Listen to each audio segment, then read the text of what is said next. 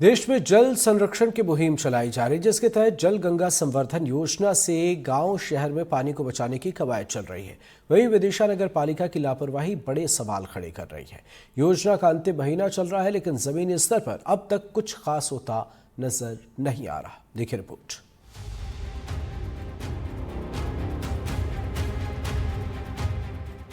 तस्वीरों में दिख रहा ये सूख चुका कुआं ये तस्दीक करने के लिए काफी है कि विदिशा नगर पालिका के अधिकारी पानी संरक्षण के लिए कितने सजग हैं। दरअसल देश में जल संरक्षण की मुहिम चलाई जा रही है। इसके लिए सरकार जल गंगा संवर्धन योजना चलाकर पानी को बचाने की कवायद में जुटी है। वहीं दूसरी तरफ विदिशा नगर पालिका अधिकारियों की बड़ी लापरवाही से इस अभियान को बट्टा लगता दिख रहा है। आप इन तस्वीरों को गौर से देखिए। नगर पालिका परिसर में बने कुएं के पास गंदगी का अंबार लगा है। जिधर नजर घुमाइए वहीं गंदगी का अंबार नजर आ रहा है। जबकि गंगा जल संवर्धन अभियान के तहत जल स्रोतों की सफाई और खुदाई का काम किया जाना है। ऐसे में अधिकारी इसे लेकर कितने जागरूक हैं, ये तस्वीरें बयां कर रही हैं। हमने यहाँ पर विदिशा नगर पालिका क्षेत्र में एक बावड़ी का चिन्हांकन किया था भगत सिंह वार्ड में, जहाँ पर हम वहाँ पर उसको विकसित करके उसका पुनरुद्धार कर रहे हैं। और साथ में यहाँ पर लगभग 68 कुएं हैं, जिसमें से कुछ कुएं बंद है, कुछ कुएं का काम करने के लिए हमने टेंडर लगाया था। जो टेंडर उसकी लास्ट डेट अभी कल है, तो उसको ओपन करके हम वहाँ पर कुओं की सफाई का भी काम प्रारंभ करेंगे। सुना आपने नगर पालिका के सीएमओ का तर्क।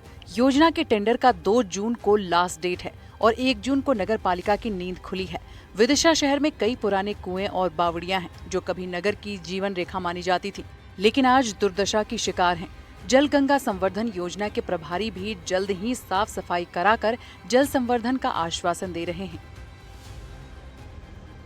टोटल बावड़ियों की संख्या 3 है और कुएं 69 है अपने यहाँ।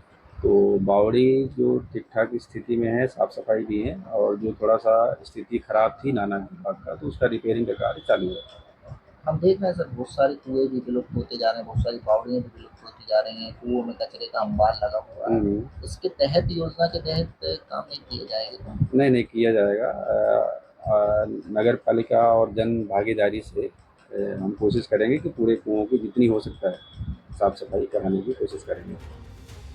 बहरहाल नगर पालिका का दावा चाहे जो हो, लेकिन शहर की तस्वीर कुछ और ही कहानी बयां कर रही है। कई मोहल्लों में लोग बोरिंग और टैंकरों पर निर्भर हैं। जल स्रोतों की सफाई अभी शुरू नहीं हुई है और बारिश का मौसम सिर पर है। ऐसे में नगर पालिका की ये लापरवाही शहर वालों को कहीं महंगी न पड़ जाए। विदिशा से एनडीटीवी के लिए नावेद खान की रिपोर्ट। पूर्वोत्तर पर आसमान का कहर टूटा है। भारी बारिश और चट्टान खिसकने से अब तक 30 से ज्यादा लोगों की मौत हो चुकी है। असम समेत 6 राज्यों में बारिश रिकॉर्ड तोड़ रही है। हालात ये है कि हाईवेज पर भी पानी भरा हुआ है। बाढ़ प्रभावित मणिपुर में सेना के साथ मिलकर असम राइफल्स रेस्क्यू ऑपरेशन चला रही है। लोगों को बचाने के लिए सेना के हेलीकॉप्टर भी एक्शन मोड में है। देखिए रिपोर्ट।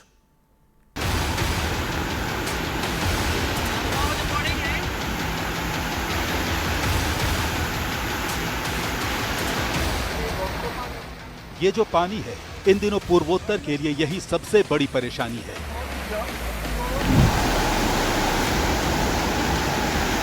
क्योंकि पानी के जोर से यहाँ सिर्फ मकान, दुकान और सड़कें नहीं डूबी, सिस्टम भी डूब गया। 2 दिन से हो रही मूसलाधार बारिश ने पूर्वोत्तर के 6 राज्यों असम, सिक्किम, मिजोरम, अरुणाचल प्रदेश, मेघालय और त्रिपुरा में हाहाकार मचा दिया।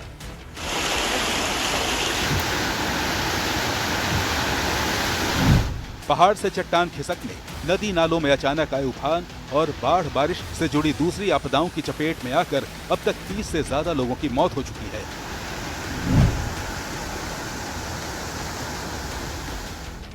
इनमें असम में 8, सिक्किम में 1, मिजोरम में 6, अरुणाचल में 9, मेघालय में 7, त्रिपुरा में 2 और नागालैंड में 1 आदमी की मौत हो गई, जबकि दर्जनों लोग घायल।